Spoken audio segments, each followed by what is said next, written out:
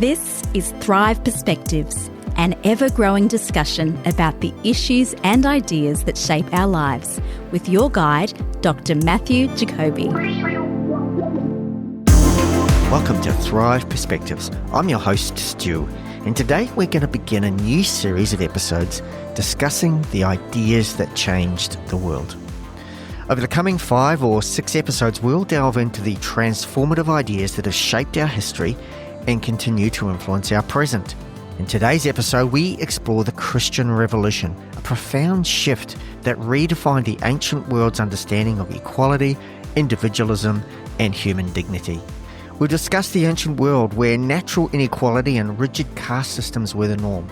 We'll uncover how civilizations preserved order through familial loyalty and religious practices, and how the concept of the individual was virtually non-existent. But amidst this backdrop, a revolutionary movement began to take root.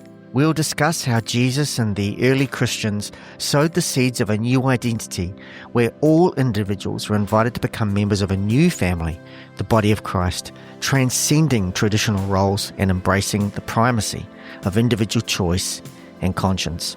Discover how the Christian movement preserved these principles and laid the foundation of our modern values of equality, human rights, and justice. So, join Matt and myself as we unravel the profound impact of the Christian Revolution on our worldview and its enduring legacy in shaping the way we perceive ourselves and others.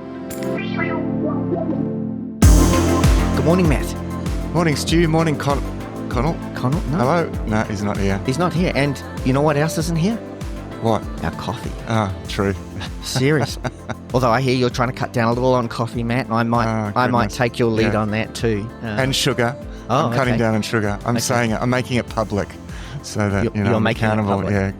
I'm just a bit addicted, Stu, that sweet tooth thing. There you go. Well, it's public now. We can hold you to account, That's right. You see. It says.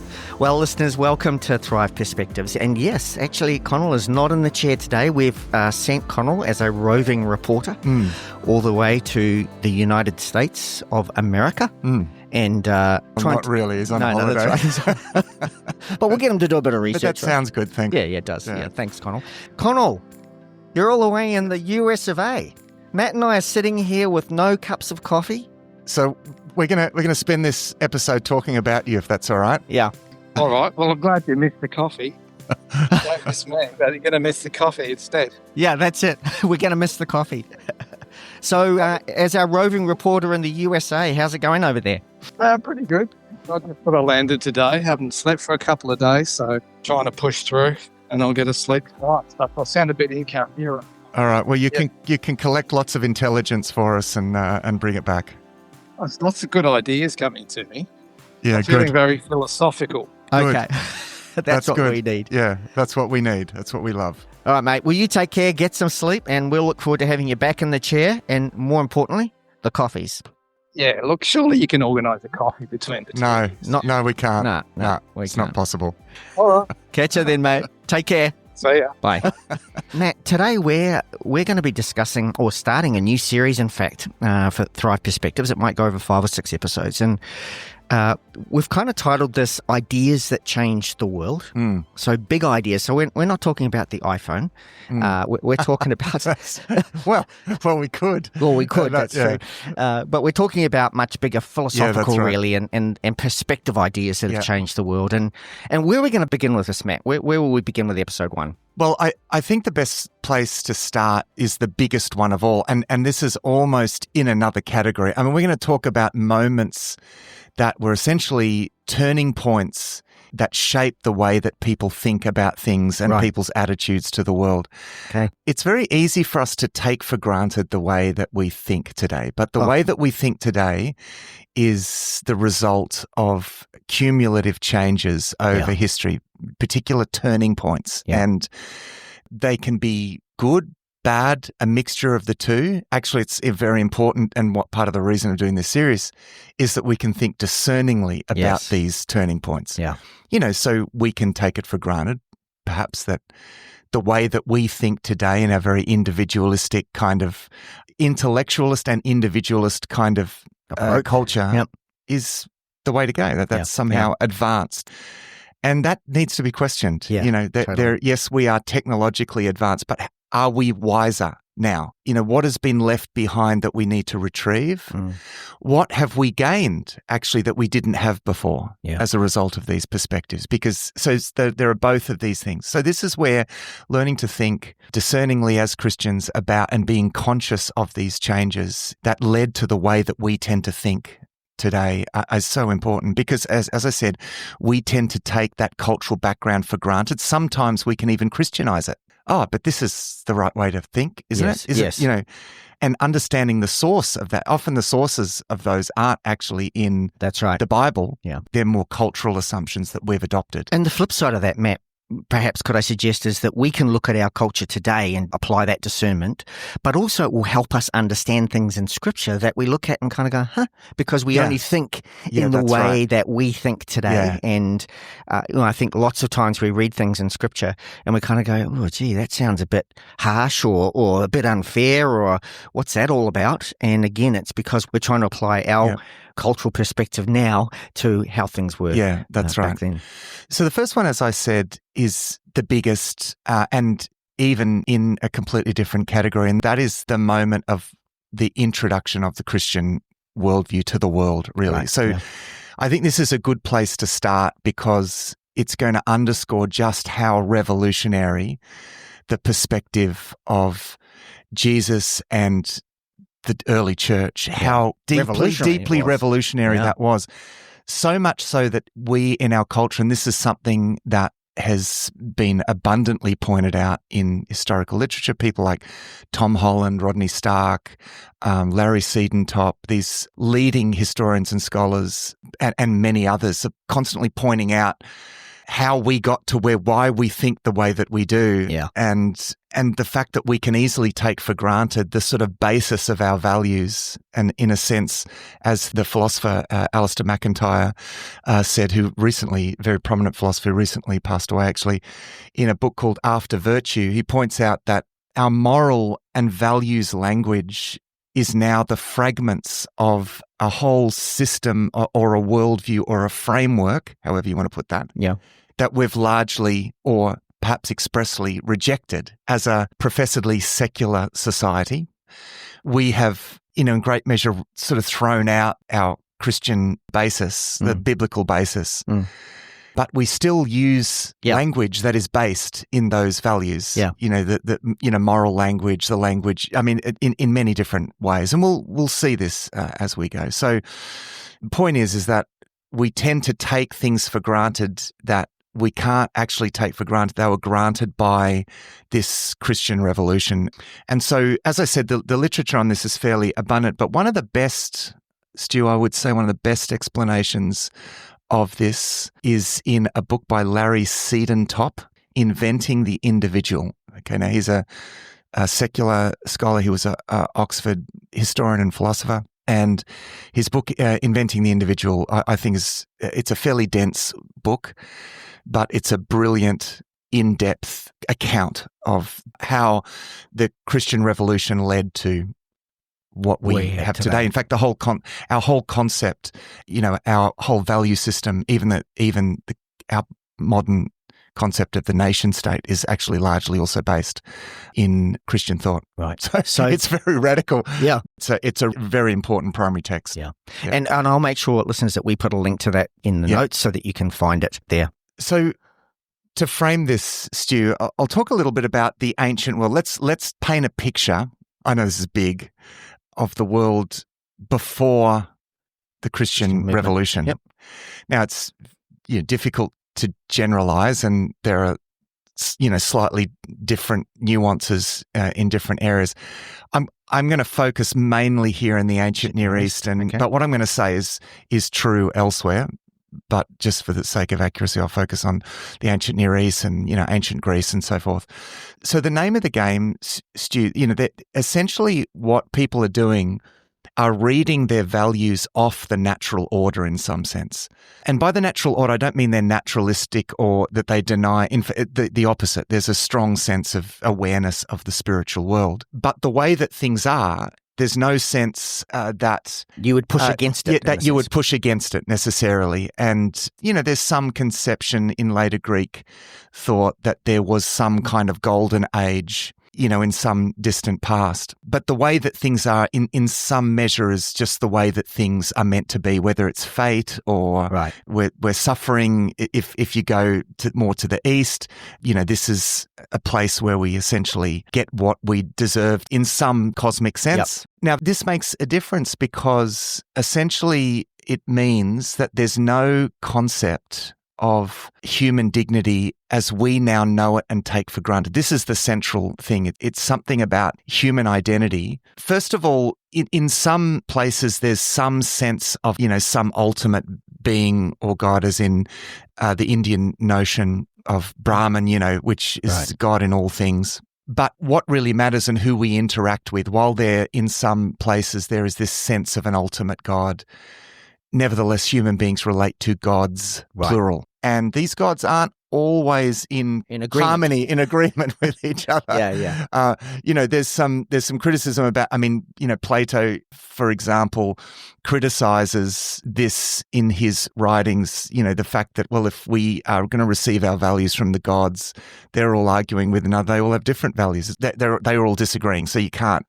So, he's going to look for something beyond that. But the point is, either way, you don't have any basis for a sense of human beings as being equally the children of God and therefore sacred. In fact, most of the gods treated the human beings as their slaves, really, and you just got what you deserved. Generally, human beings are a second thought. That's right. Yeah. And it's the biblical account. And I know that, because of course Genesis goes back deep into the ancient world, but you've got to remember too that this way of seeing the world, this worldview, isn't really unleashed into the world until, of course, the New Testament era.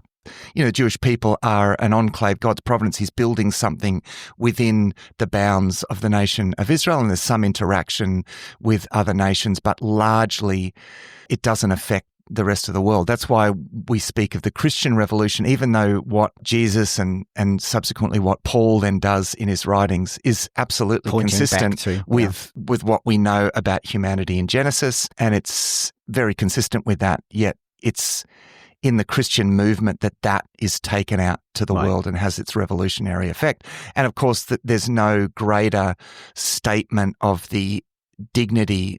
You already have this sense of the absolute sacredness, the equal dignity of human beings, this higher view of human life.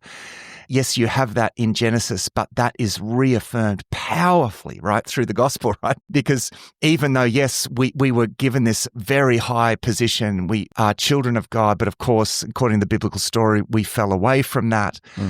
We became profane, that we who were sacred became profane. We treated each other in the world accordingly. But according to the gospel, we have been reinstated. We can be reinstated into that position, right? So Jesus pays for the sins of humanity, which again puts us, is a whole other layer and whole other rationale there, as if there wasn't in the first place, for equality and a sense of value, because not only do we belong to God originally as the children of God, but we have been redeemed and purchased by the blood of Jesus equally, every single individual. Yeah. And we're called on to respond individually to God and to God's call. And it's a call to not only be reconciled with God, but to be filled with God's Spirit. And by His Spirit, we are anointed like prophets and priests of old to fulfill a very high calling, all in different ways, but with fundamentally the same dignity by the same Spirit. Now we know this, Stu, right? This is we all know this. But back in the ancient world. And I'm going to talk about why this is so deeply, deeply revolutionary. Before you move on, though, just a point. You talked about the fact that God was creating this enclave through His people in the Old Testament into a world that was kind of returned to chaos because of the fall. Was this God, in a sense, creating order in amongst His people? Yeah. When everyone else, there was really no order. It was the man with the biggest stick wins. And God, through the Mosaic Law and through His enclave of people, is actually trying to restore from a broken situation a level of order Is that kind of what's happening in the Old Testament? It is that. God is building something. He calls Abraham. He makes a promise to the descendants of Abraham, and he's going to teach them, and they are going to embody a message. So it's often said of Israel that they are a sign to the rest of the world, and ultimately called to be a light to the Gentiles. Which is why God got so grumpy with them when they fell away from that, because they were meant to be his witness of what it could be. Yeah. Although it's interesting that for better or for worse, actually, they are referred to as a sign. So even when God says he's going to discipline them and they're going to experience the God's discipline of God, that even there they're going to be a sign to the rest of the world of what happens when things go wrong. So either way, the journey of Israel, including their inability to live up to what God was calling them to, even that there's a sign and a message even in that. So they're in many levels, the story of the relationship of God to his people, Israel, throughout the Old Testament is a very important prophetic message that is embodied in them and in their relationship with God. It says something about the faithfulness of God. It says something about the need of human beings and God's faithfulness ultimately in fulfilling that need. Which is why the new covenant is so important, because the new covenant is the moment where this goes from just this people, where God not only makes that ultimate provision for their guilt, which has been very evident that we have failed as human beings to live up to God's standard by that stage, but also it's the provision of his Spirit coming to dwell in our hearts to enable us, empower us actually to live the way that we're called to live. And so that becomes the moment where that goes out to the world. So it going out to the world, then it actually does change the world. Jesus talks about the seed becoming the great tree and the birds of the air nest in its branches. He predicts that the fact the kingdom of God is going to be like yeast that's going to spread throughout the dough of the world.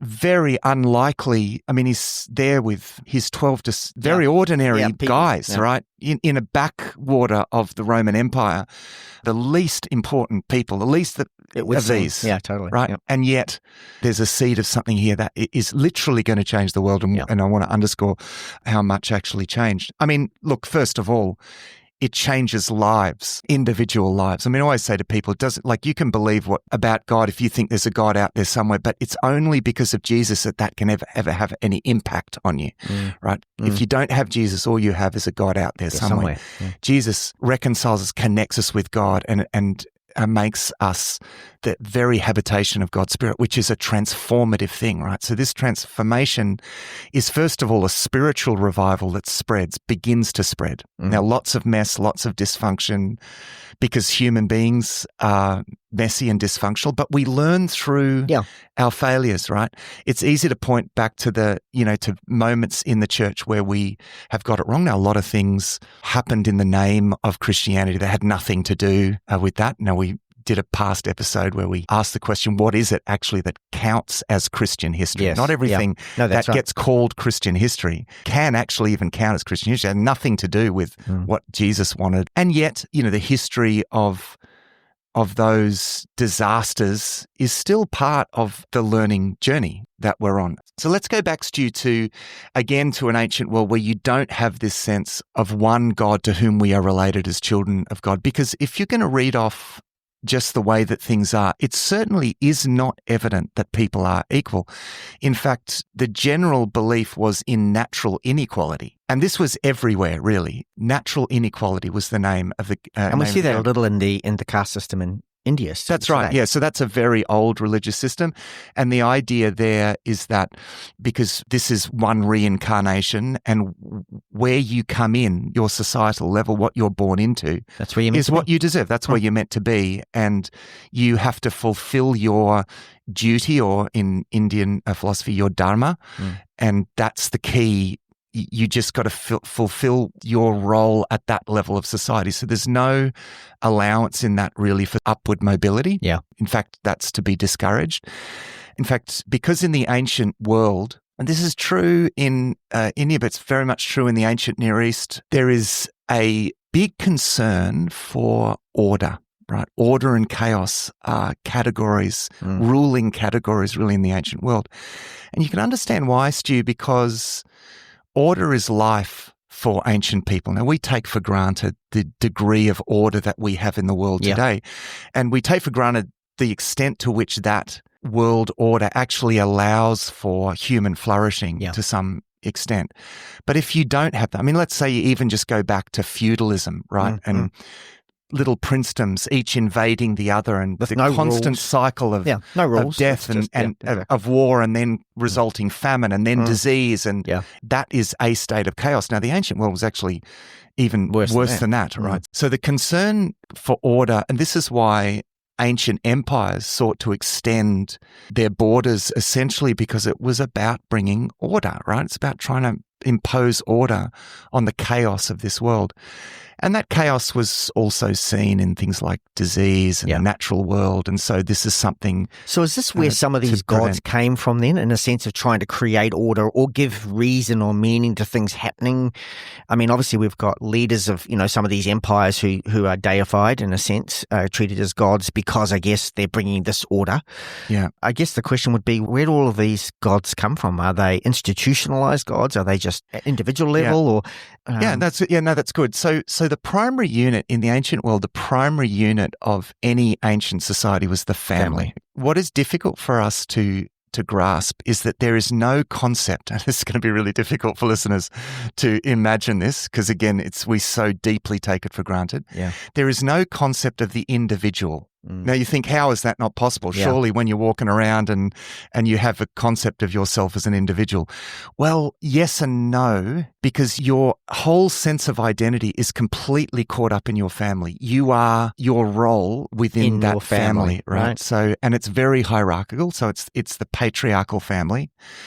With the father as the head of the household, it's oriented around a family hearth, like literally the fire, but that has cultic significance. So ancient religion, pretty much across the board.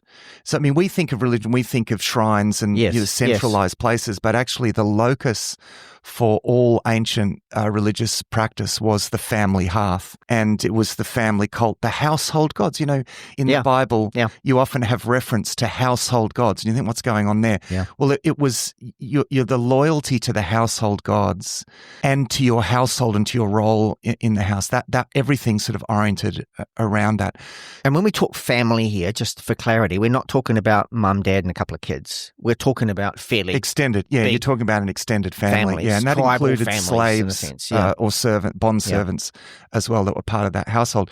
The point is that, so for example, for a woman to leave her family and join another family was a complete change of identity, radical change of identity. The worst kind of punishment was to be exiled from your family. So when God says to Abraham, leave your father's household, it's hard to overstate how radical a move that is. It's not just relocation; that is a complete loss of identity, right? Yeah.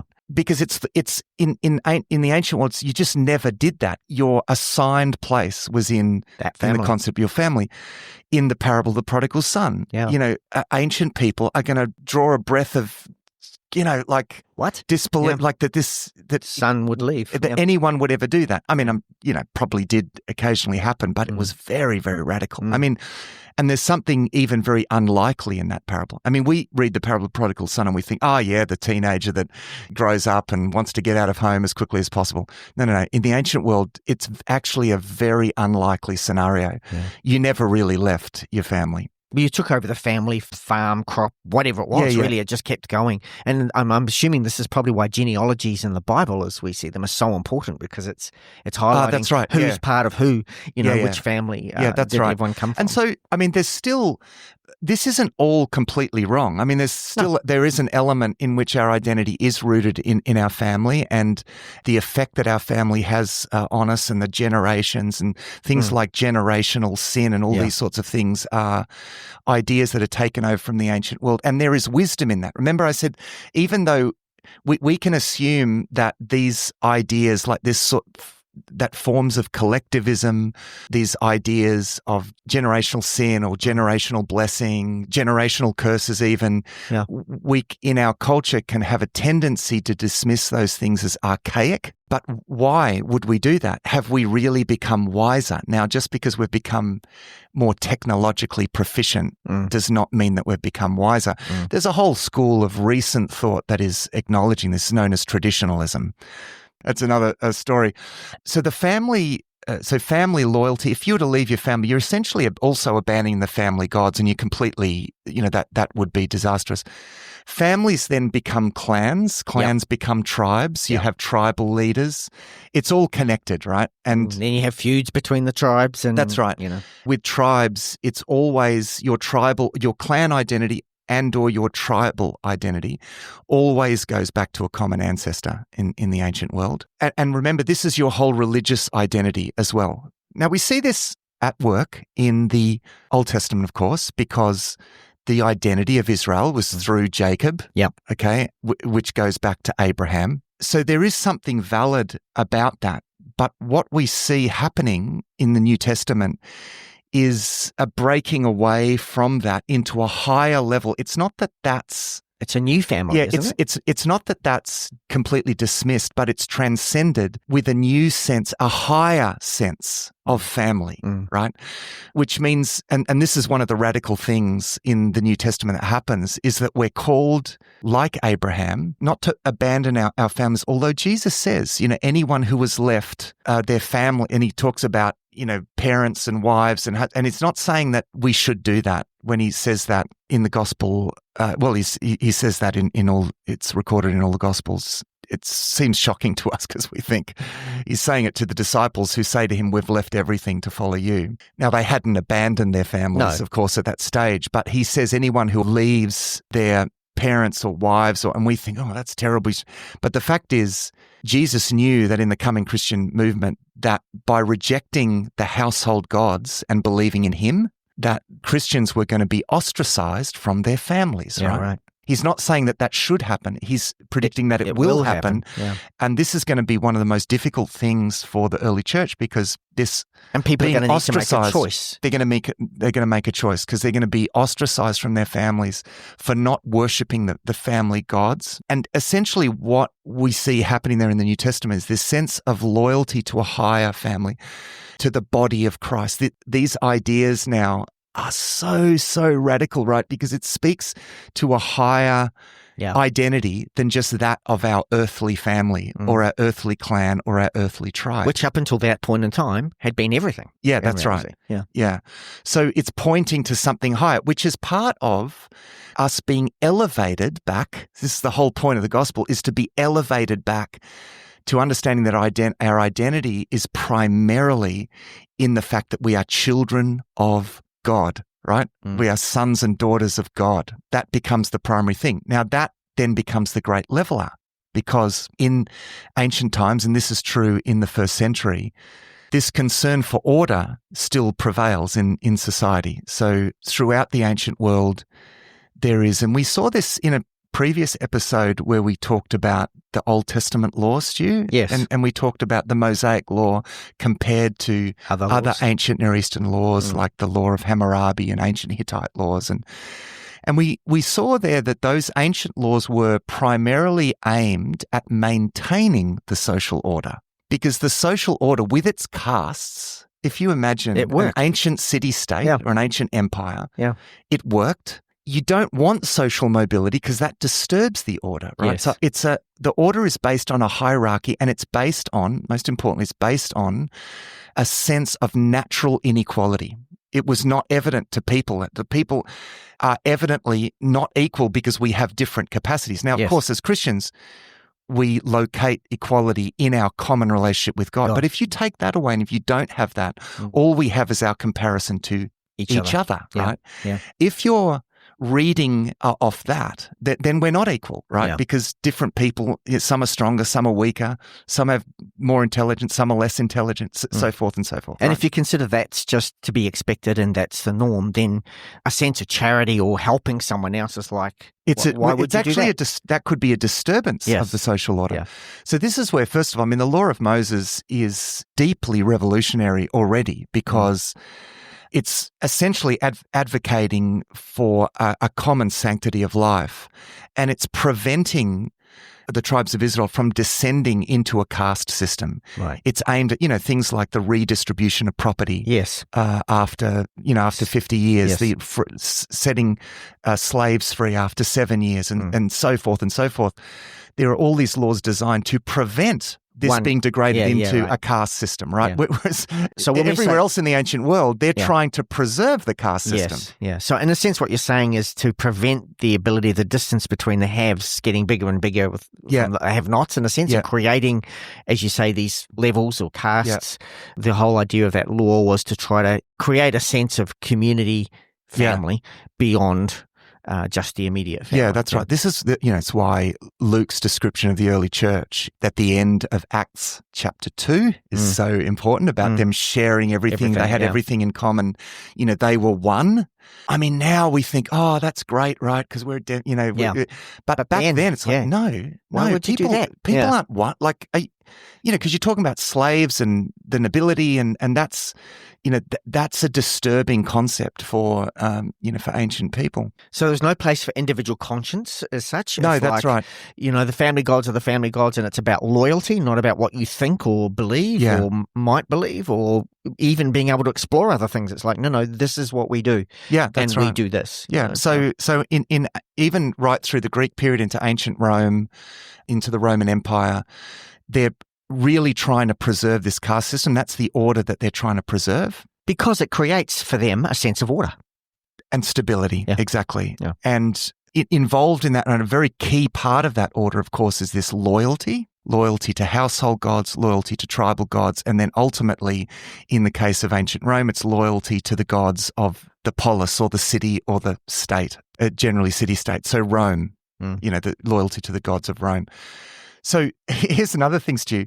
So there's no secular space. There's no right. There's no what one I who mean is doesn't there's have no any opportunity. gods. There's no opportunity to choose. Yeah. You don't choose. Yeah. Again, we have to pause and think, this is so foreign to us. So the idea that you would choose the way that you live and what you believe, that's not something that existed in the ancient world. You don't make that choice. It's just inherited. It's taken for granted. And in fact, as Larry Siedentop says at the end of his book, he says secularism, and this is going to sound strange to a lot of our listeners, he says secularism is Christianity's gift to the world. And what he means by that is that because the gospel puts emphasis on the fact, first of all, God wants a genuine relationship with human beings.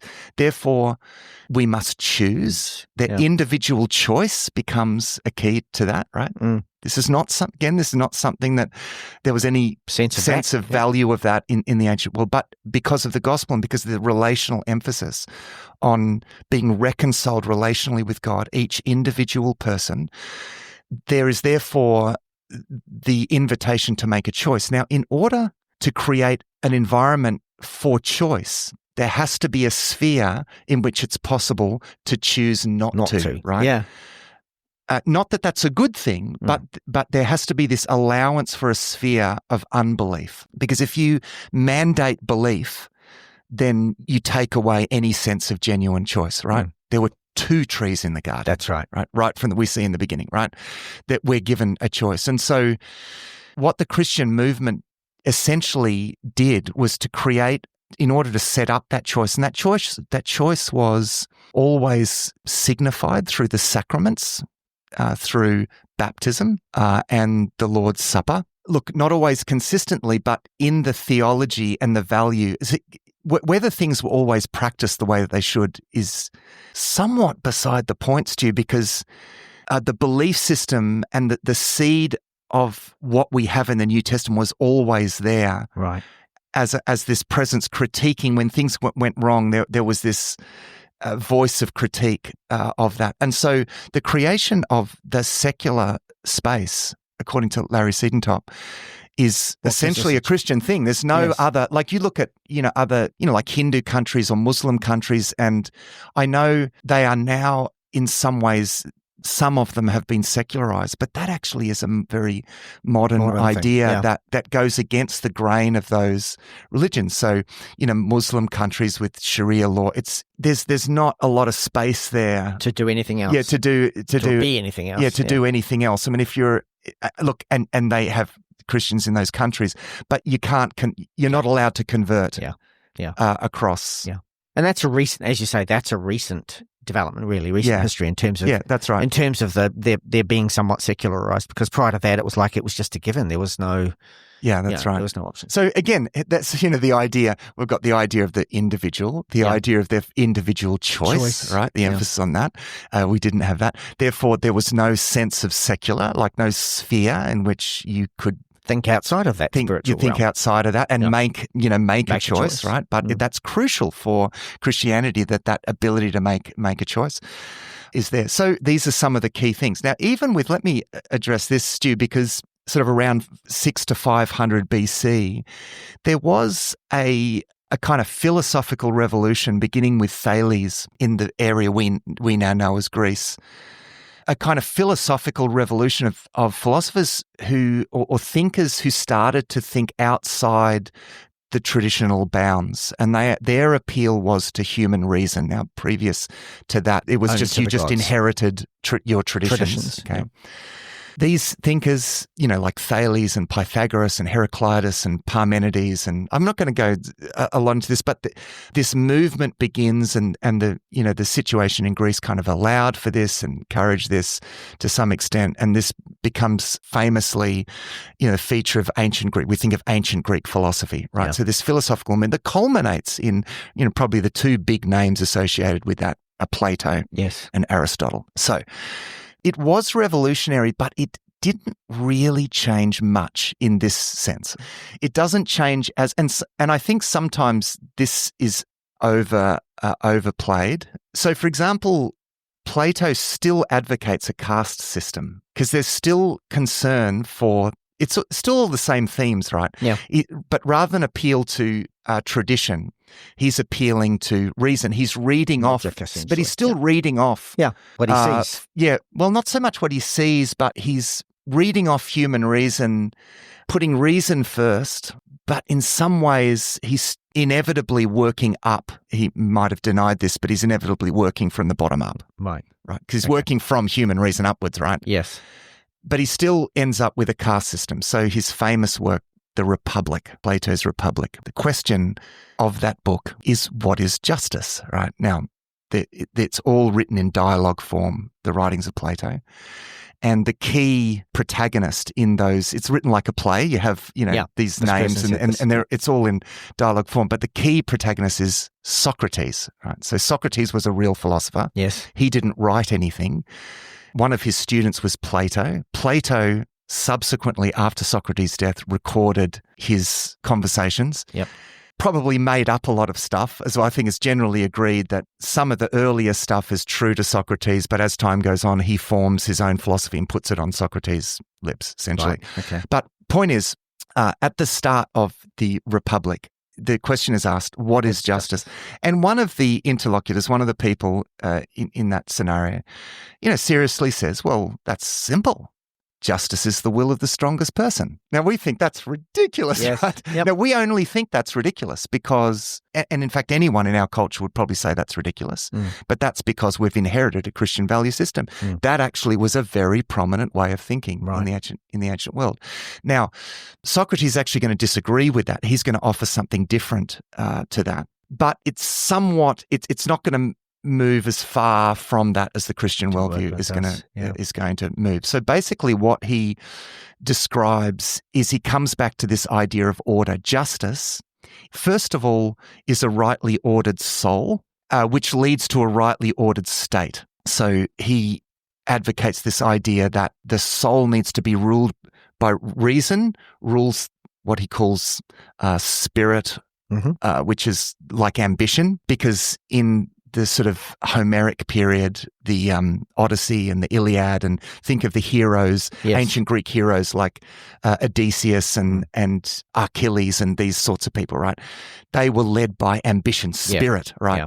And so he's kind of countering that. He's saying, actually, there's something higher than that ambition, and it's reason, right? And so he's wanting to put reason at the top. Set the hierarchy, basically. Yeah. So there's reason at the top that rules the spirit, that rules the appetites. And he believed that society should be ordered according to those categories. So at the top, you need to have the philosopher, the philosopher king.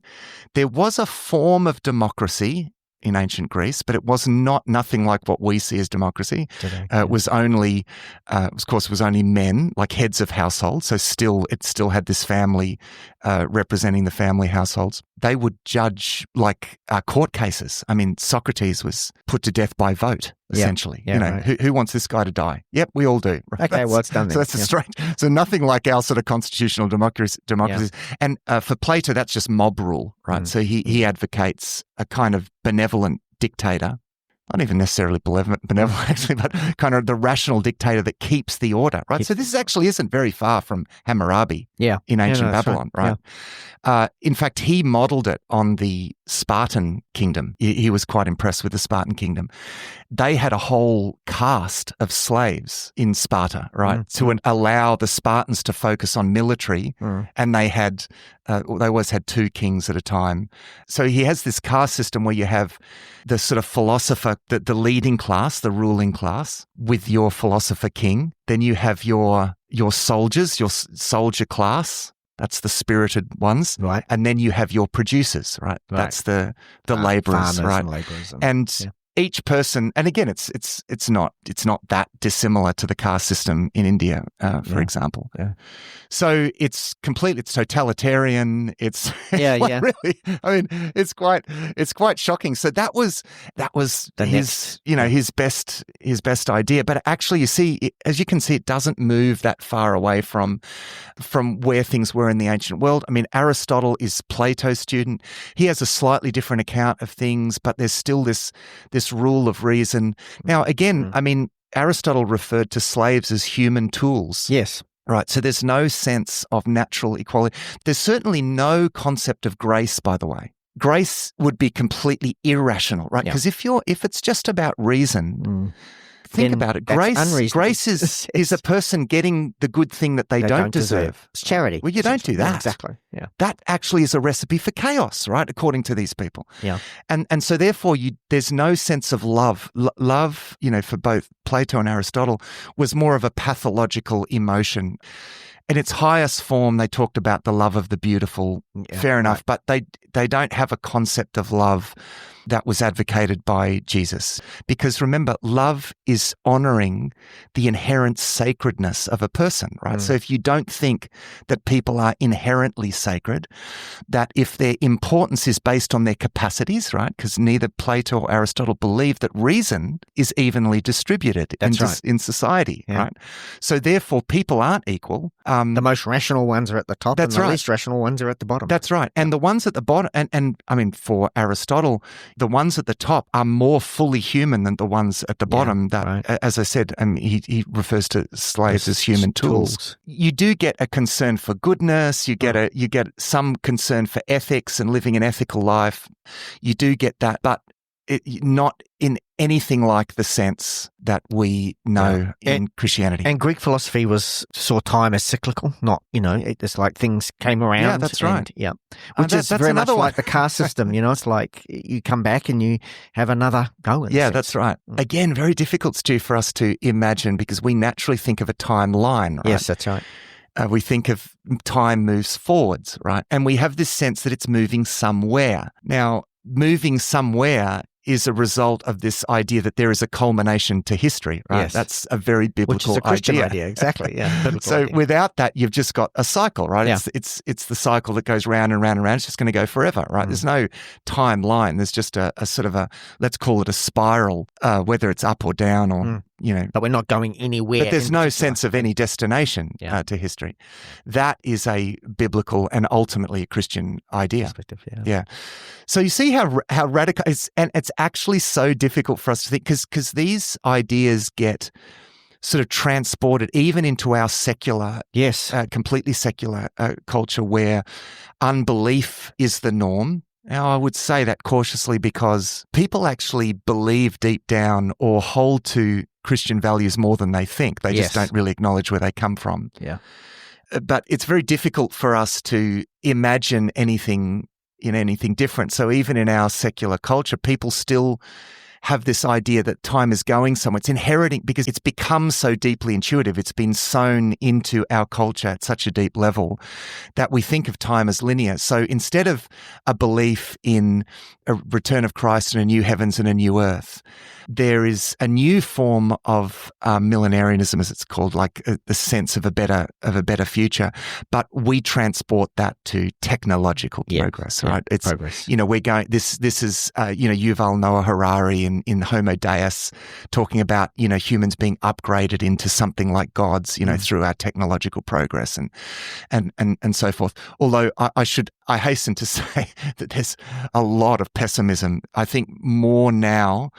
The sort of optimism about technological, there's always been a lot of doubt about this, but I think particularly at present and particularly with the rise of AI. There's a lot of pessimism about where this is going.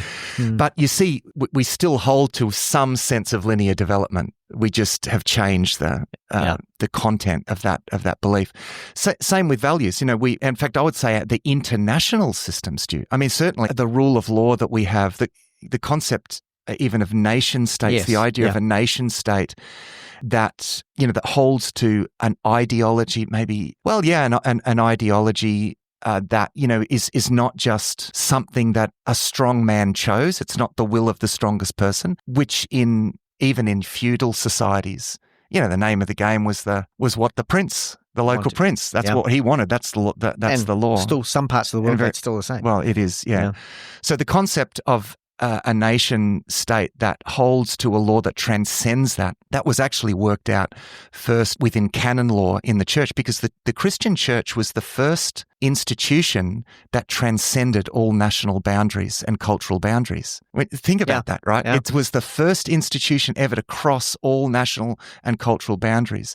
That wasn't itself a nation, wasn't looking to be an enclave, that wasn't trying to take power by force. And even though that it's sometimes seen to be that, like, people caricature the Crusades that way, it actually wasn't what the Crusades were doing.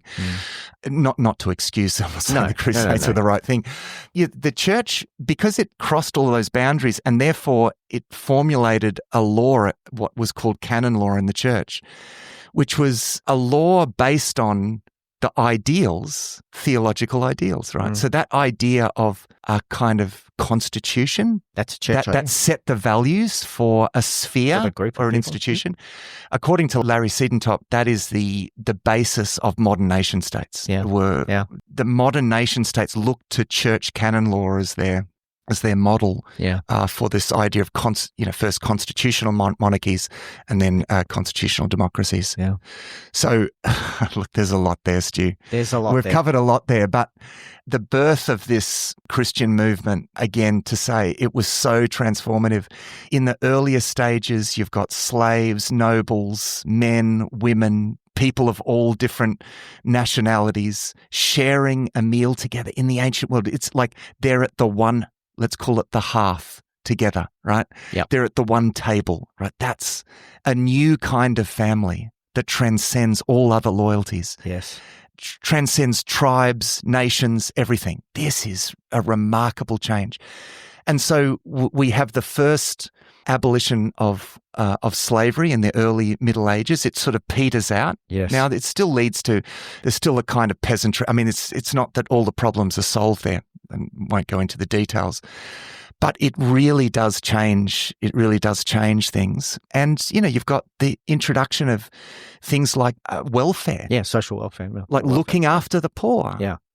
Creating upward mobility for the poor, hospitals for the sick, right? Caring for the sick. Because normally in the ancient world, it's up to the family to look after them. The family, not our responsibility. Whereas now, so the idea of you looking after a stranger was unintelligible in the ancient world. Yeah. I mean, this is why Jesus' parable of the Good Samaritan is so radical. Yeah. Yet another example, Stu, of how we read it and we think, anyone reading today would say, yeah, that's good. No one, that would have been shocking. And at two levels too. In the one, actual because a stranger, but two, also because an opposing that's right. Yeah, an opposing stranger, right? Yeah. Which strangers of other nationalities generally were opposing strangers. I guess. So the first hospitals were founded, right? Where you've got people looking after at no profit to themselves, often at great risk to themselves. I mean, this is an interesting thing about the founding of hospitals, and this is something that Rodney Stark talks about in his book, The Triumph of Christianity.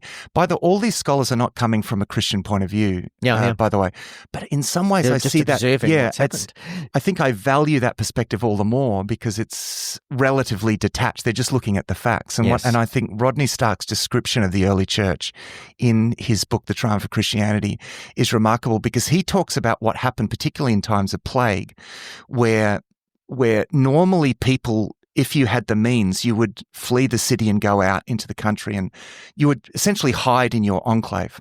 People didn't look after each other. People outside their family. In fact, in times of plague, generally people even left family members to die. So it kind of system really broke down there. But there are primary accounts from the early church period of church leaders saying, no, we need to stay and look after the sick. And they did. And descriptions of Christians actually dying because they chose to stay and look after the sick. And this is partly, Stu, why, even though the persecutions were severe, by the end of the 3rd century AD, they were losing their effectiveness because people were saying, we're still alive because of these people. Like churches became these mini welfare systems that were practicing this radical lifestyle of caring for people that are not my family, not even of my country. Yeah, and leadership shifted from sort of dominant control power to servant leadership. Yeah, that's right. To actually helping people, serve people. The people that essentially you would normally lord it over was now, no, I'm here to serve these people. And we see that obviously in the Gospels clearly. And look, that idea of servant leadership too is another radical idea. It's so radical. And this was first of all practiced by church leaders in the early period. Now, it's not always the case, and there were always leaders that sought to rule and lord it over. But the voices of critique were always there and they were always empowered, right? Even at the worst moments of the church, and we think of, the church in the high Middle Ages and a corrupt papacy, and particularly Protestants, we love we love pointing to that. But there were always powerful voices of critique within that, speaking into that. And, even in the Catholic Counter-Reformation, we're going to talk about the Reformation, in fact, probably in the next episode. Even in the Counter-Reformation, those voices came back, right? Voices of reform within the Catholic Church. And so, that was all going, there was always this going back to the values of the New Testament. So this idea of servant leadership, it was practiced remarkably in the early church. It was so countercultural.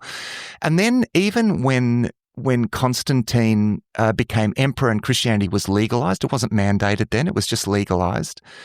There was a sort of change of scene somewhat there, but you get the beginning after that of the monastic movement, and the monastic movement has an enormous impact. That becomes, and there are things that we can be critical about with the monastic movement, but it was actually a remarkable embodiment of principles. So the leader of the monastery was to serve the monks, and so they'd be doing the basic tasks that they'd normally have slaves doing, and this was the leader doing it. That's right, and they would it brought a new dignity to physical labor. So there was fundamental equality. They're being served by their leaders. They are all being educated. They sought to break down all sense of kind of hierarchical class divisions. There were to be none of that, according to the rule of St. Benedict in the monasteries. They were to devote themselves to menial labor, was given a new dignity. And there was a responsibility for the weakest. And a responsibility for the weakest. And again, yes, they served their communities. They established hospitals and welfare. And so the monastic movement was actually really remarkable. And it had a huge cultural effect. And everything that we take for granted today. Yeah, that's right. All of the stuff, which we just couldn't imagine a world without that. It's like, well, of course, that's what you'd expect. But it's only because of the impact of the Christian message. That's right. So that's why I say that's probably the the biggest shift, and it's easy for us to miss how big a shift there is in that. But, Stu, I'm always keen to point out how important it is that we need to allow that shift to happen in each one of us, because it's too easy for us to revert to the values of our culture and where our culture is going. This is a revolution that needs to keep happening, and it starts with the transformation of the individual heart, and that's me, and it's you, and it's all of us. Thanks for joining us for this episode of Thrive Perspectives. Our hope is that these discussions will challenge you to look at life from a new perspective. You'll find all our resources at the Thrive Today website, thrivetoday.tv. If there's a topic that you'd like us to discuss, please email us. Our email is contact@thrivetoday.tv. Until next time, our prayer is that you will thrive.